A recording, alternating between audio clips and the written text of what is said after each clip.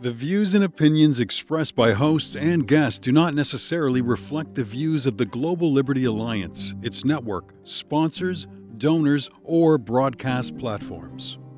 The Global Liberty Alliance provides this podcast for informational purposes. Freedom of speech is a fundamental right and essential for free societies to prosper. Thank you for listening and supporting the mission of the Global Liberty Alliance, dedicated to strengthening and defending fundamental individual rights, free markets, and the rule of law.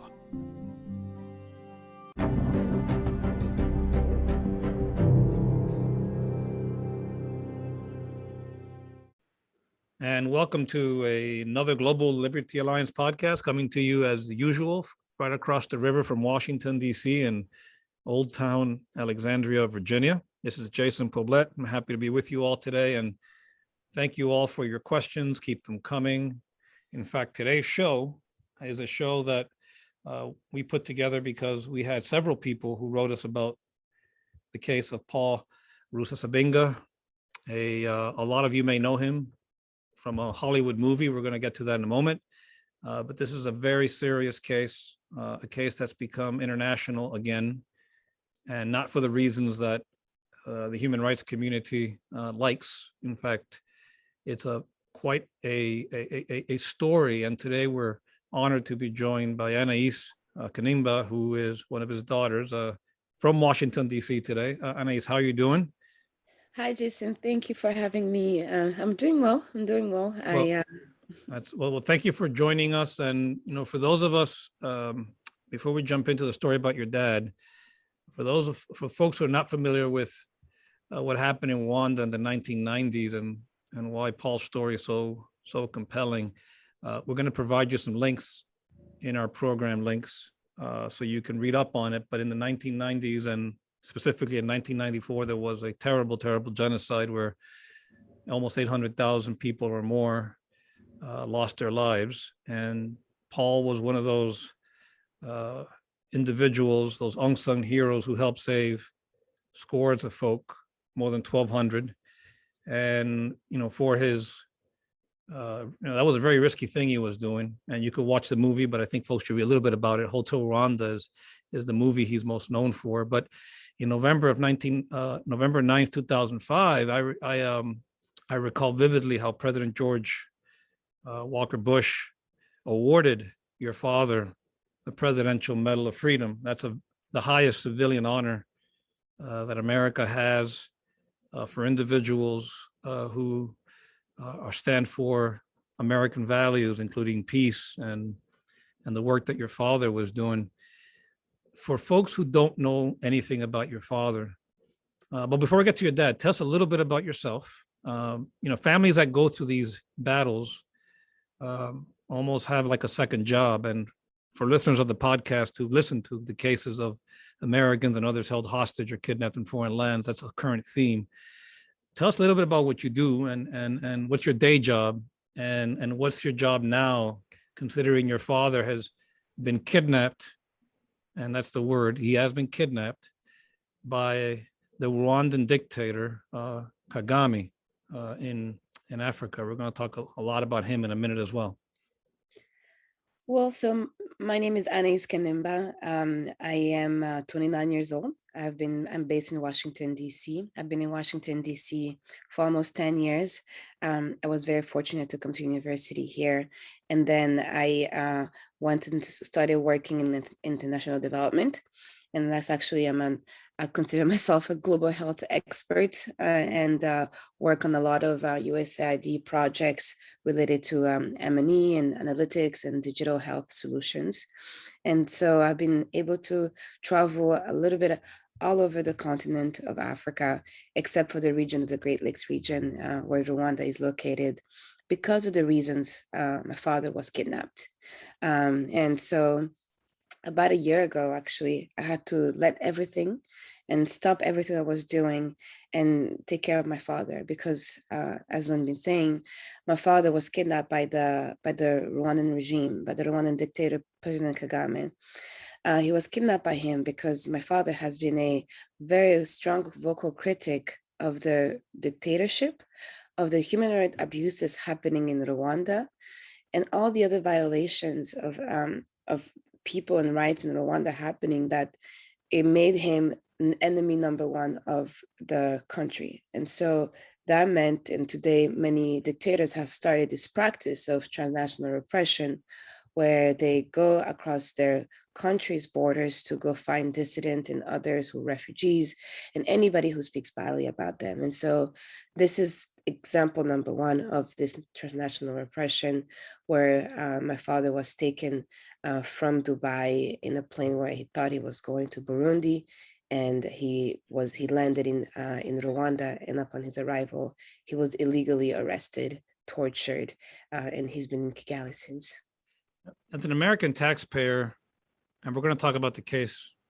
Before we do that, I want listeners to understand that as U.S. taxpayers, we send a lot of money, U.S. taxpayer money, to Rwanda, to the dictator, who I know that he doesn't like being called a dictator, and especially not in Washington, D.C., where they spend a lot of money on lobbyists and other special interests who try to protect him for many reasons that maybe we can talk about later. But as an American taxpayer, folks, we send money to these people, and so do many other foreign governments. In fact, Rwanda probably couldn't exist as a nation without a lot of international support. So when someone like Kagame cracks down on dissidents and people who oppose him, and that's exactly what he's doing, he is using the color of law. He's not using the rule of law, the color of law, to persecute. It's an especially egregious abuse of power, one that America and other responsible nations should be holding him to account. And what we mean by that, when we use that word, at least at GLA, that means you have to do more than issue tweets, press releases, and statements. You have to act. And I don't understand, Anaïse, why is your father still in custody? Why haven't the responsible nations put pressure on this person, including economic sanctions if necessary, to free your father from unlawful captivity? Because by my count, your father was kidnapped in the UAE, which, by the way, we have another, we represent someone who was kidnapped in the UAE and held hostage in another country. So the UAE is not a very good place to go, because it's a place where bad people seem to get kidnapped. But he was extradited, tortured. He has little or no access to lawyers. He has been forced to confess. He's been coerced in many different ways. What's happening with the US government and other governments who give all this money to Kagame? Why haven't they put pressure on this guy to release your father? Why did you even bother to go through a trial? I mean, frankly, that trial looked like a show trial. That was not a real trial. And we have spent a lot of money helping Rwanda build their legal system. And now they're using it against a Presidential Medal of Freedom recipient. I think that's one of the million-dollar question that I have for a lot of the government, for the American government and the European governments as well, like the Belgians and the EU. We've seen this trial has shown that there is no justice in Rwanda, that this idea of a fair trial does not exist in Rwanda in so many ways. However, for a dictator to stay a dictator, he needs to have people to let him do his thing. And what we've seen in the last 20 years, and why it's been so difficult for my father, is that in the last 20 years, the West has enabled President Kagame to be where he is today through all this funding that you're talking about. And so, when he did this and kidnapped my father, we asked, can we put a lot of pressure on this man? However, they want to provide him space, sovereignty, the judicial space for sovereignty. And so all they asked for was a fair trial. That is what the State Department had asked for in the fall. That's what the EU had asked for in January. That's what the Belgian authorities sort of asked for throughout the year, because their position on this has been very weak until last week. And so that was literally what they were expecting, a fair trial. And I think already to begin with, the language should have been much stronger. But because of the sovereignty of Rwanda and the fact that they want to provide Rwanda the chance to get away with it, that's how I saw it, then they let it happen. And in a way, I think it was important for people to actually show Rwanda how weak the justice system is, because now, it would have been more difficult. And so what we see, what we see kind of the next steps, and what my father's trial has demonstrated is that, we need more action, and asking for a fair trial is not enough to a dictator.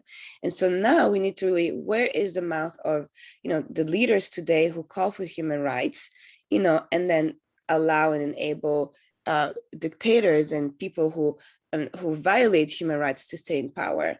And I think, and also who violates the rights of American persons, like my father, who is a legal permanent resident, who also was awarded the Presidential Medal of Freedom. How do we allow that? And I think that's the question that we need to ask, like, our government, and to see, walk the talk. You talk about human rights, show us that you care about human rights. And this is why we need a lot more advocacy for my father and for other people in Rwanda today. We're very grateful for the amount of support that we've received so far. I do want to recognize that, without the type of a statement like, we call for you to have a fair trial, it does put the Rwandan in a more difficult position to operate in, to create even more of a sham trial than they had. So these things actually set the scene for where we are today. So as much as I wish it was stronger, there is some impact to some of these statements that came earlier, but now we really need action, because I do want to emphasize that my father is 67 years old. And so every day that he's there and his health declining, is every day that we miss him, and we might never see him again. And so that's why for us, time and urgency is there, and it's time for people to call out on the dictator. This is a dictator who is imprisoning a human rights defender. Let me ask you about Hotel Rwanda, what it was called in the movie, but tell folks who maybe don't know the story why your dad did what he did, because I think the movie is good, but doesn't really do it justice for why your dad decided to help and save all those lives. What is your accounting of that? We're talking, by the way, with Anaïse Kanimba, the daughter of Paul Rusesabagina, who is currently and just sentenced, I think, this week to 25 years in a gulag in Rwanda for crimes that he did not commit. So, but for those who don't know your dad, the story, tell us a little bit about why he did what he did and how he did it. Yes, so during the Rwandan genocide in 1994, there were a lot of the Hutu rebels who were killing many Tutsi and moderate Hutus for their ethnicity. And so my father, I think a lot of people saw this was wrong, but it was difficult for them to act.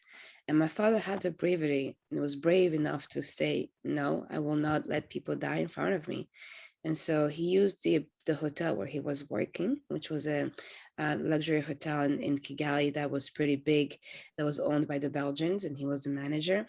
So while all the Belgians and essentially all the white people were leaving the country to go back to their homes, being evacuated, he saw the hotel empty. And so he decided to use the hotel as a place of shelter for Tutsis and moderate Hutus who were being targeted by the Interahamwe, who we call the moderate, who we call the rebels during the genocide.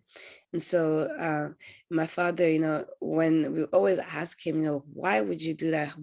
Where's the principle? What made you do this? And for him, when you see something wrong, you stand up. You do not turn your blind eye on something that's wrong. When you see injustice, you stand up, and that's what he saw. And he decided to do the right thing.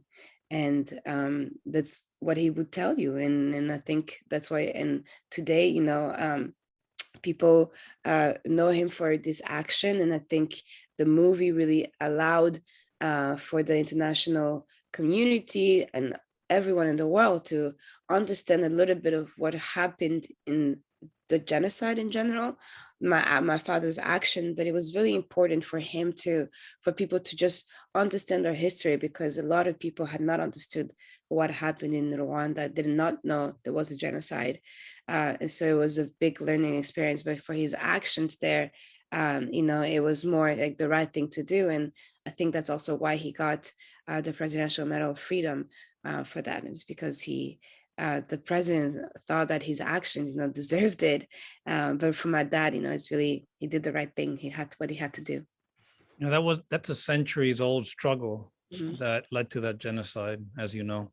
Mhm. And one of the truly remarkable things about your father was the way the way he's led his life, of course, that speaks most, I think, even before the hotel, but also how in the face of this horror, he decided, I'm not going to just sit by and do nothing. And I'm sure he wasn't thinking about medals or movies back then. He just wanted to do the right thing.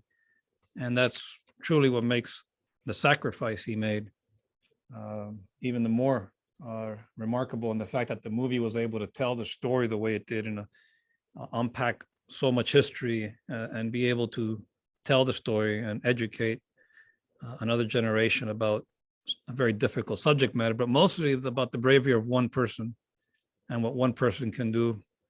We're all broken people. None of us are perfect.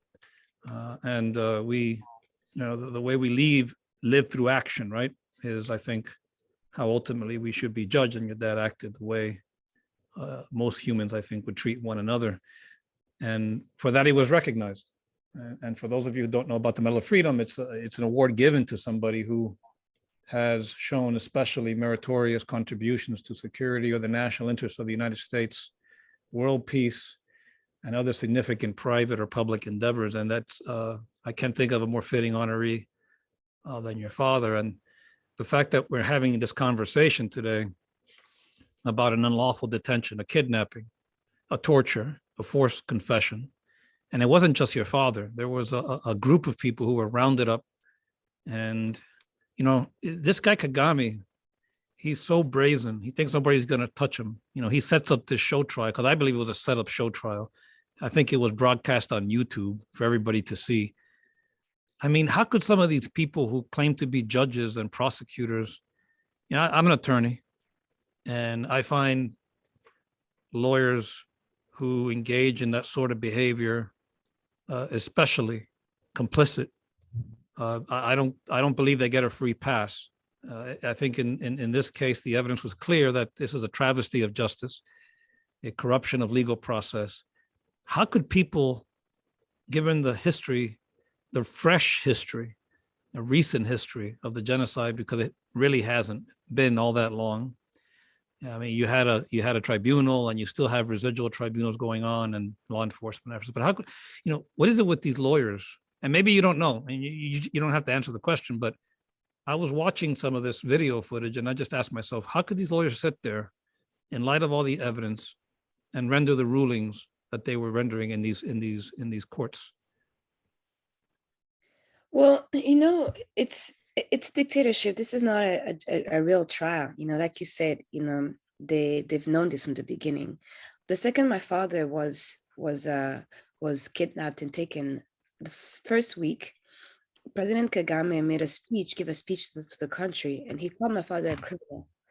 Already there, he had already convicted my father. So these judges, we don't understand why they're doing this, but at the same time, they do this because they live in this dictatorship. They cannot say no. If they say no to Kagame, they die. Mm. If they say no to Kagame, they go to jail. Mm. And that's the reality that Rwandans live in, This is an orchestrated show by Paul Kagame, by this dictator, and everyone underneath him becomes a victim of this. These judges have to read, and they had to read a judgment that had made no sense. They made up evidences, they made up things. All of these against the deontology of lawyers, and I don't think these people do it because they want to do it. It's because they are forced to do it. because they live in a dictatorship. They live in a place where there's no freedom of speech. There's no freedom for anything. And this is why my father was so critical of Kagame and so vocal about Kagame, because people in Rwanda cannot live their life anymore. People cannot practice their profession, you know? Something about Kagame, and this reminds me what you said about, and you're right, it's very difficult for anyone, It's the reality to there, stand up to those sort of things. And that's something that happens in a lot of countries. And unfortunately, it's the only way to undo something like that is to talk about it, and maybe give some of these people a voice, and maybe they'll listen. You just reminded me of something, though, because Kagame loves to do, and we'll go back to your dad in a second, but I want folks to know a little bit more about this guy they call president, who I think is a dictator. I've always felt he's a dictator. Something that he does that I find truly irritating is that he loves to wrap himself as some type of savior for Christians, and that he's somehow defending Christian persecution in Rwanda and the persecution of religious minorities and other people in Rwanda. He has my government fooled, or maybe my government knows, our government knows that he's fooling them, and we've had to make tough decisions. But do you think that Kagame is this so-called savior of persecuted people in Rwanda, or he's just focused on preserving power however he can? Oh, I think it's all about power for Kagame today. Had this been for the Rwandan people, I think things would look very different. Today, all the power is concentrated around him and his family. Economics, the money, businesses. When you talk about the ability to do business in Rwanda, all roads leads back to Kagame in the business world in Rwanda. There's no freedom. That's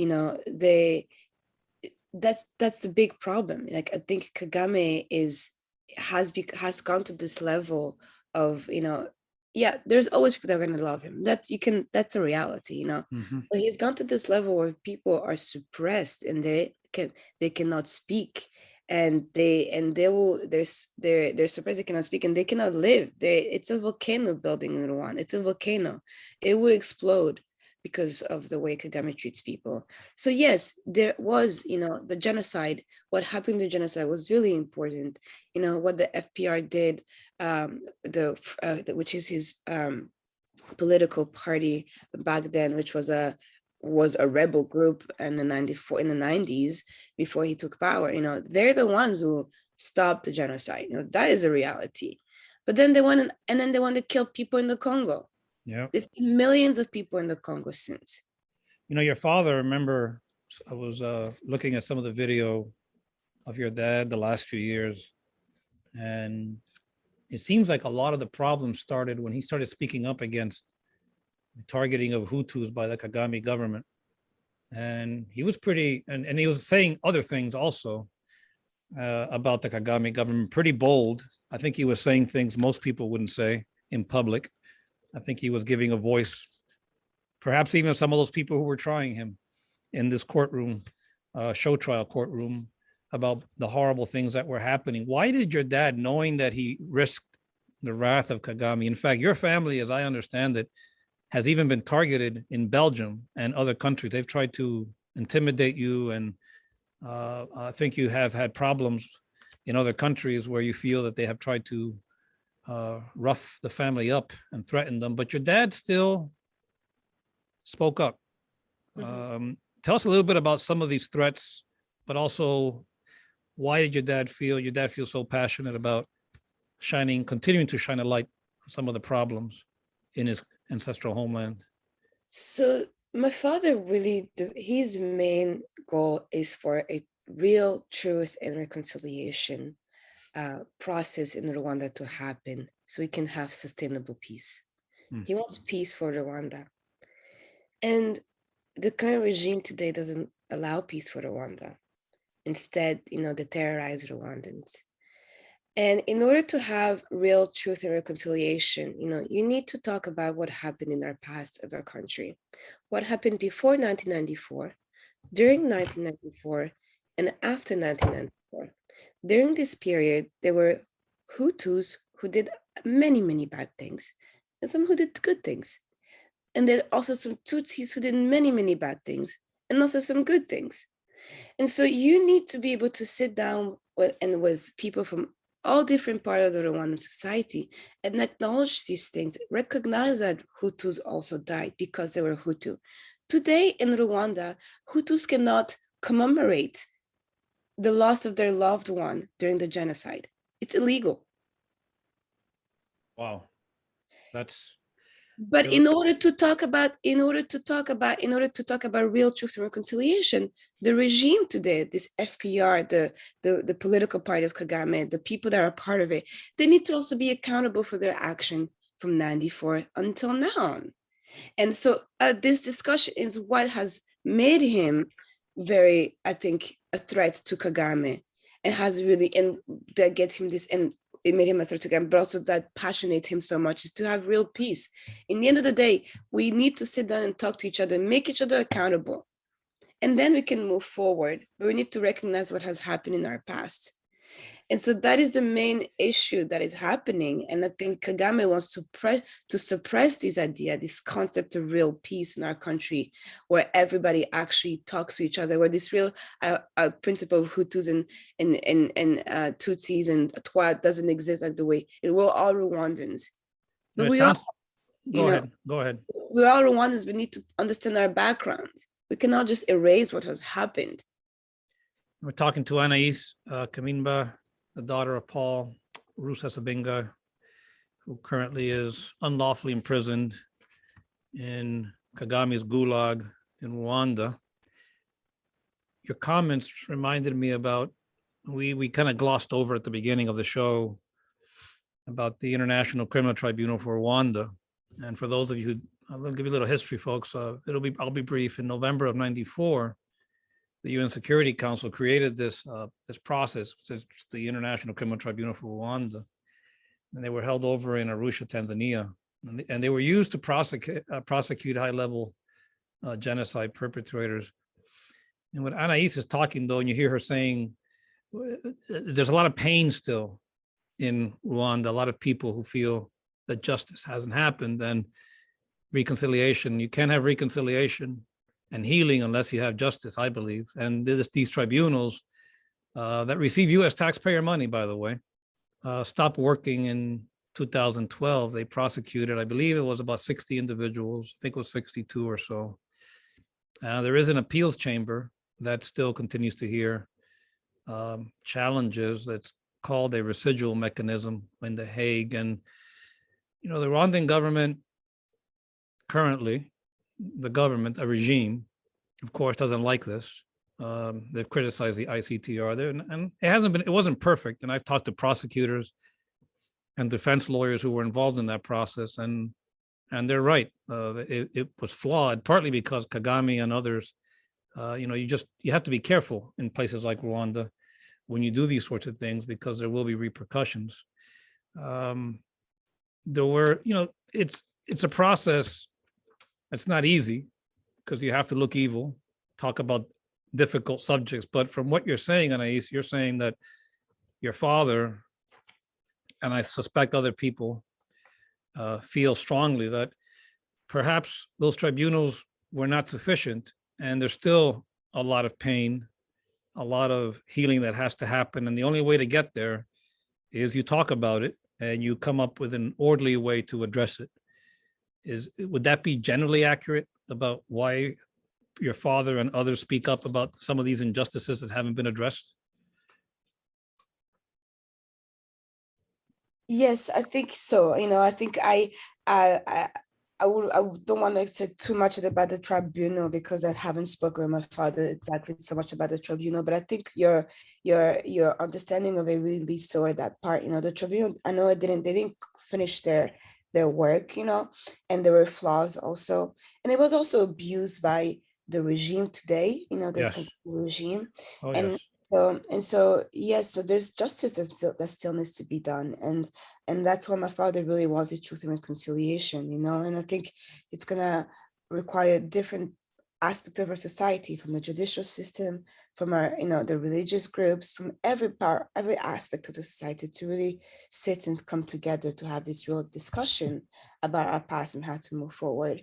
But I do want to really point out something you said about the tribunal and where it has come to today. And I think what the justice is so important for my father's case, and just for people to know, is that after, once it stopped, Rwanda has, because Rwanda has been this receiving so much aid, has been, put ahead of other countries in aid and other forms by the West, that, now the West started to extradite Rwandans back to Rwanda.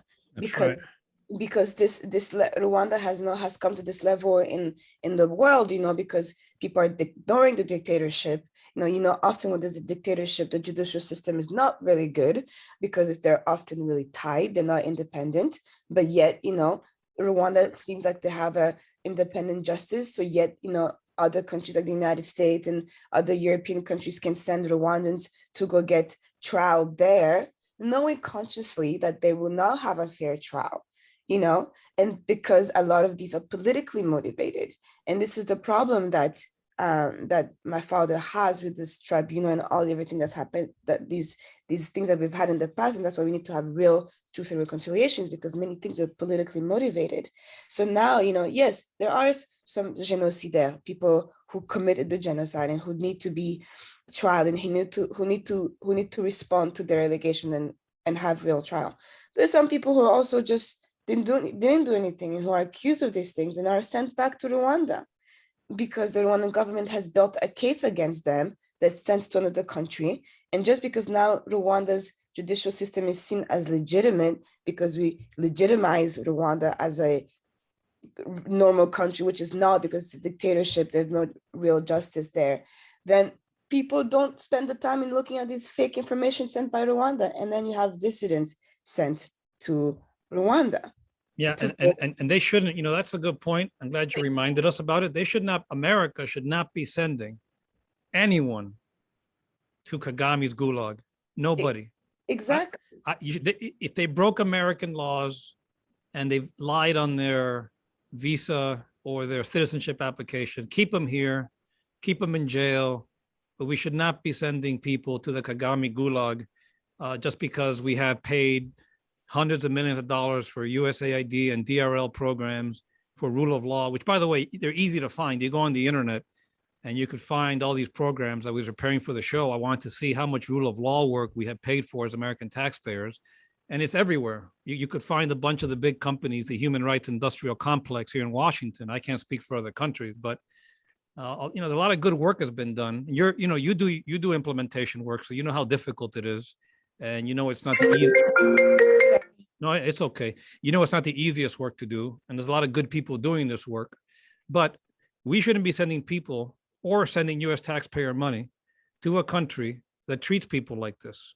And your father has been I think it's clear he's being silenced because he's been calling the international stakeholders to hold this guy to account. We can't build a new Rwanda, a stable Rwanda with a dictator like Kagame at the helm. And now Kagame, I guess, said, okay, enough. And they conspired perhaps to have your father and a bunch of other people rounded up, falsely accused for something that from what I've heard from other lawyers, by the way, who have studied the case, and I've read a lot of documents from Amnesty and other NGOs who follow this, not only was it a show trial, but it was a fabrication of evidence. And it was all going back to something your father said, by the way. I saw an interview also with one of the judges when it said that your father in 2018, and I want you to explain this to people so they understand what they were getting at. Your father said, we have to use all means possible to bring about change in Rwanda, as all political means have been tried and failed. I know what he meant by that, but do you think that's what they started to use against him to build the case against him? Because he was so vocal against Kagame? Yes, I agree. That's what they use, and I think the strong language of my father is the language of somebody who's frustrated, who's been talking about this injustice for 20 years and who doesn't get heard. And exactly. I agree with you. but but then there are some things that have happened in Rwanda which they wanted to accuse my father of. There were some attacks and some events that happened in 2019, 2018, where apparently some people died. I do want to respect that this happened, or could have happened, because they were talking about people's lives. But what has come forward to us is that this event that they're trying to say, well, he said these words and then these events happened and they were led by his people, so he's the mastermind and he attacked our country and he's a terrorist. That's basically the story they want to create. But like you said, this show trial that we've seen, we also learned so much more about these events that they're trying to accuse my father of. During the trial, they never even showed that the attacks happened. They never showed evidence of real attacks happening. They never showed the links of my father actually commanding these attacks of Rwanda. Actually, when these attacks happened, the people who reported on this, Rwandans reporters who reported on this, went to jail.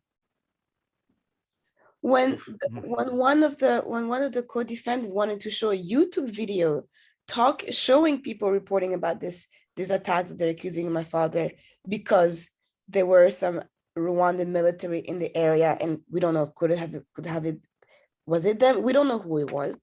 Right. The judge didn't want to see this video. This is a judge trying to understand whether there's an attack happened and it was by this terrorist movement that he claimed is a terrorist movement. And no, he doesn't want to see this real evidence. That was brought by the defendant. All I'm trying to say is that my dad said this strong language, and yes, these things have happened. It's very complex. We don't know what has happened exactly because no real evidence has been shown. The victims that they say were there mentioned that they forgot their lines during the trial. They said that the lawyers wrote their testimony for them, even though they lived these attacks. We saw actresses playing as a victim in the trial, real actress. And so we don't know really what happened there, Let me ask you, have they tried, Anaïse, to I'm just curious, have any of the international NGOs tried to figure out what happened there independently? Well, we haven't seen any reporting. There was some BBC reporting on these days, and it came. We don't know if the reporting was led by the Rwandan authorities who feed this information, but that was the only BBC reporting. The only people who had reported on it, who Rwandans, were in jail. We have not seen any outside. My father actually had asked for the UN to come to investigate in a press release, but that never happened, because of his worry of what would happen there. And so there's never been any independent investigation on these attacks, even though my father had requested some. Instead, it's been the story built and created by the prosecution that my father one day said these words and then everything else happened. And he got this army together and they went and they killed people in Rwanda. And look at this, and you have all these people that died, and they brought four victims, of which one forgot their lines. The other one was an actress. The other one spent time with the judge before before going to court. And so there's just a lot of shady things really to understand the reality of what has happened. But what I can say is that, if it was so real, these attacks at least, then we wouldn't have so much shadiness around it. Things would be quite clear and evidence will be put in front of us. And so, yes, so they try to take my dad's words, this frustration that he did, his frustration, and put these things that happened and said, this is what he did. And that was really the foundation of their case against my father. But for those who also want to know and who are curious about this language, because it has been difficult for us to explain that, and people who are in the human rights community often are shocked by my dad saying that, but I think, again, it goes from the frustration, but you guys should listen to his New York Times interview in which he explains a little bit more about the FLN and what really he meant behind these words. And I think I wasn't, let me tell you that video, when I saw it, I saw somebody who was, if you knew the story about Paul Rusesabagina and you saw the type of man he is, it didn't shock me in the least. I saw a man who was speaking up from the heart for his people, for someone who has dedicated his life to do humanitarian work, a family man. I think how many of you're like 6 children, right? There's 5 or 6 of you. yes, we're six yeah. children. So to me, this is a guy who survived the genocide, saving people, has 6 children, I think survived cancer. He's a tough guy, but a good man who has a big heart. And I saw frustration. I saw people who I could relate to in other places of the world where I have represented Americans, dissidents, political prisoners, hostages. It reaches a point when you have to speak boldly when responsible stakeholders don't do what they're supposed to do. And in this case, as bad as Kagame is, I always wonder, and that's the first thing I thought of, what drove this man to say what he said? But then what is my government doing? Why are we still supporting? I keep going back to that. Anaïse, I'm not saying you don't have to respond to it, but it's frustrating. I know what some of the security issues are in Rwanda, but it doesn't make a difference. Human rights should be at the very top of our agenda when we go to these places, and you can't treat people like this, who one day we honor you with the Medal of Freedom, Presidential Medal of Freedom, the highest honor a civilian can earn in the United States from the federal government, and then completely give your back to this person. And now the guy's in there for 25 years. Let's hope not, by the way. And he's 67. You know what will happen if he stays there for 25 years. He shouldn't spend one more day in jail. And that my government, our government, decided to let this show trial go on. I know what the U.S. government is capable of doing when it sets its heart and its mind to do something. And it's really, frankly, a real shame that we haven't rallied to bring your dad out of this place. And you know why that helps? It not only helps your father, by the way, this helps, it sends a message to people like Kagame and other dictators and terrorists in other places that America's never going to leave anybody behind. Here's a man with a special connection to our country, and we're going to go after you until justice is done. And we should do that. Now, talking about America's role in all of this, it's not all bad. There are a lot of good patriots in the U.S. government who've stepped up, people who don't even want to know who they stay quiet. And you've also had a lot of support from Congress as well, from members of both political parties. Share with folks how that has been. How have the members of Congress and even some of the administrations have come out to support your efforts? Well, so we've been really lucky, I think, and this is one of the good things so far and about the US government in general, is that hostage affairs and wrongful detainees affair is not a bipartisan issue. And we don't want to make it a bipartisan issue too. And we've seen this with my father, and we've seen Congress, specifically in the Senate, they've been really outraged by what is happening. And the Senate Foreign Affairs Committee tweeted about and condemned and requested for my father's release. They've sent a letter to President Kagame. They've sent a letter to Secretary Blinken. Now, the administration last week, condemned the verdict as well, providing some kind of like validation, I think, to our family for anybody questioning the verdict and questioning the reality and how, the validity of the verdict, actually. But, that's not enough. We need to be stronger against Kagame. And we hope that, the amount of outcry in the media and from a human rights organization and our family and others encourage the State Department to really fulfill their commitment to our family. So, they do recognize that this is a problem. They do recognize that my father is wrongfully detained, and they are actively supporting a family to find a solution with this. But something that I've learned in this last year of my new job is that the government is a large place. They may have the best intention in the world, but it takes a long time to get these things happen, completed, and unless they're pressured and encouraged to do this actively and fast, they don't do it. And so we do feel kind of the reassurance that the fact that the government has recognized my father as wrongfully detained person and so we have that reassurance and from the Congress as well. But we really need to get them to actually go to the next steps and find a way to bring him back, because this is not a real court case, a law, this is not a judicial case, this is a political case, and it's gonna need a political solution. And my family, unfortunately, we're just a small family.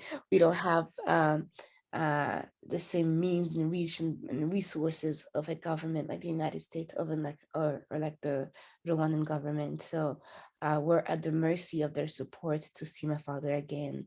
And so we are working closely, trying to find any way possible to help them in helping us. But I would say, like we've made some steps, but we need our government to be stronger, and because this is unacceptable.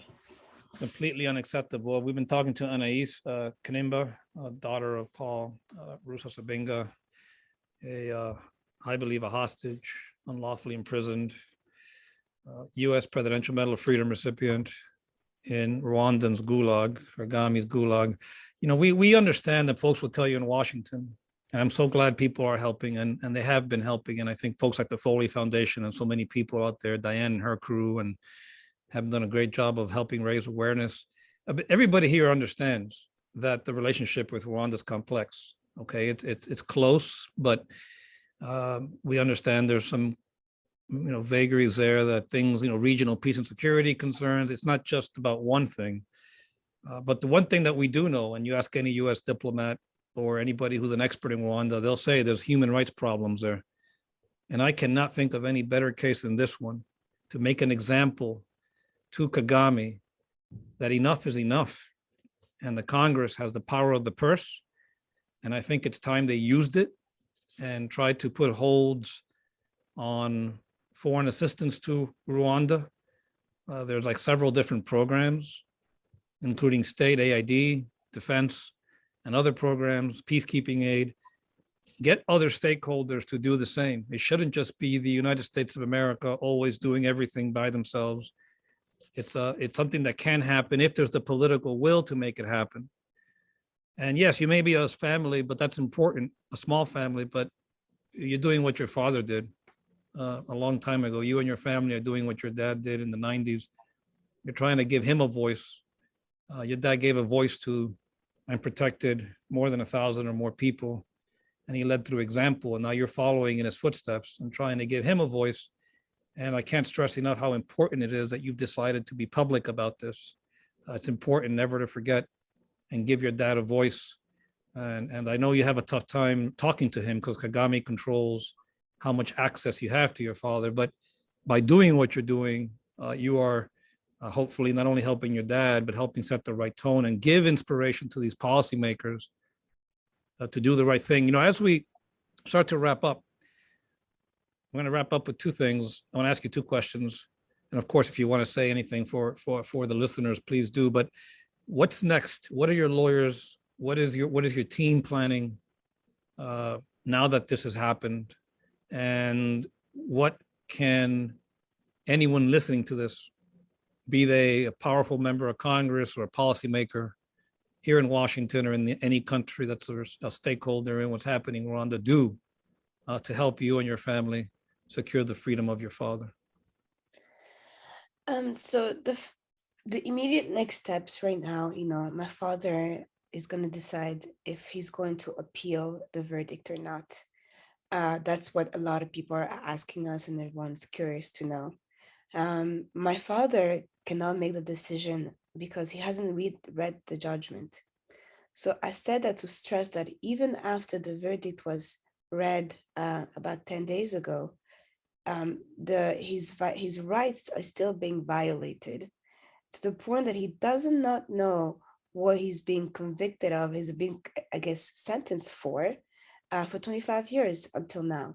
And they've given him until October 20th to make the decision whether he's going to appeal.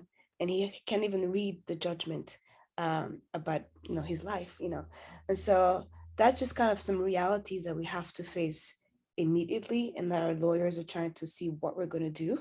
But also, I think it demonstrates why we need the support of the Congress, and really the White House, President Biden, Secretary Blinken, really the administration, to fulfill their promise to my family, and use all diplomatic means possible to bring my father back home, because it's not going to be resolved from a judicial perspective. The Rwandans already showing this, that even appeal is not going to change anything. And so our family need the help of your audience and the international community to call on Biden, and call on our Senate Foreign Affairs leaders and others to call on Biden administration to walk the talk. Biden said that he cared about human rights.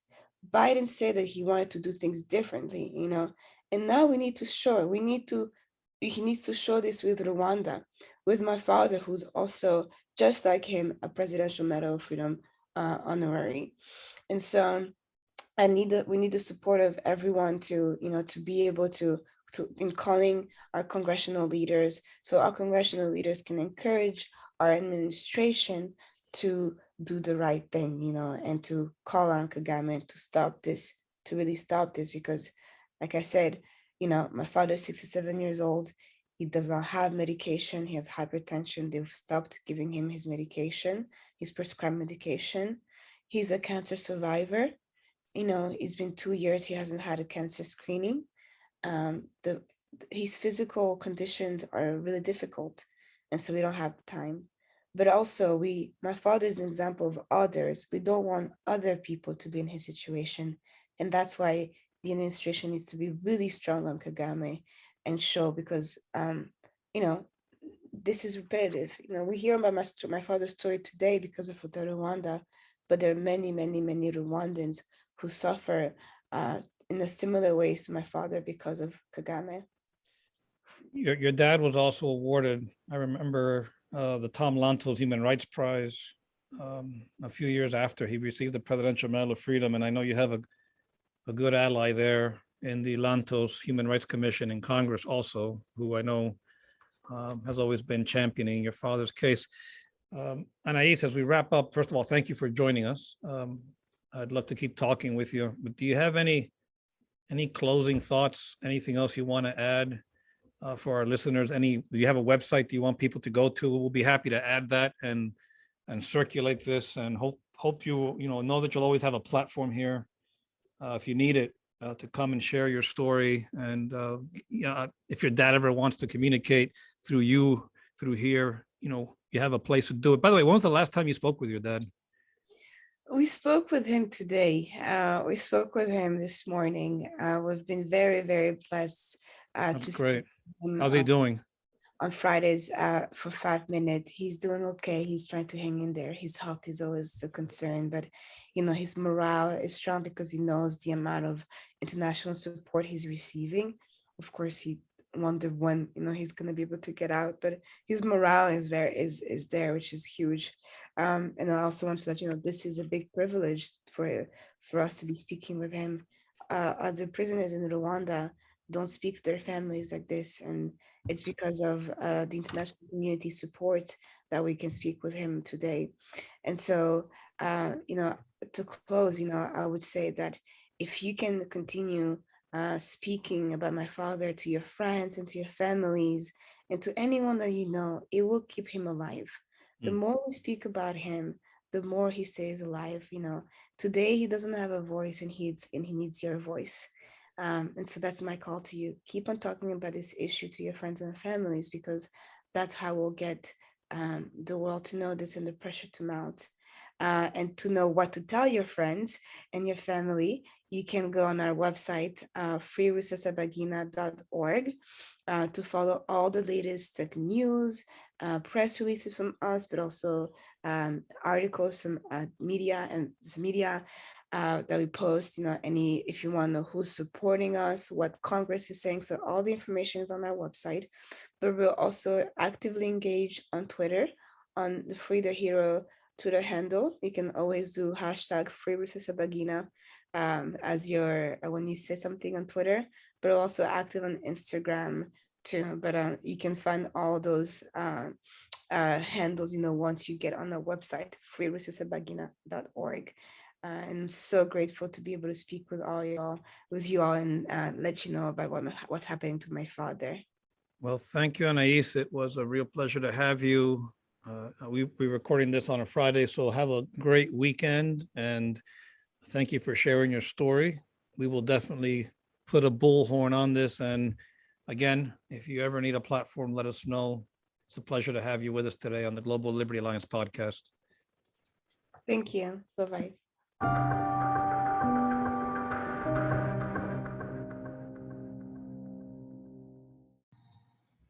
Hello, fellow Liberty Warriors. If you haven't heard about Anchor, it is the easiest way to make a podcast. It's free for starters. There's also an awesome creation tool. If you don't want to hire a producer right away, you can record and edit your podcast right from your phone, right from your computer, anywhere you are at any time.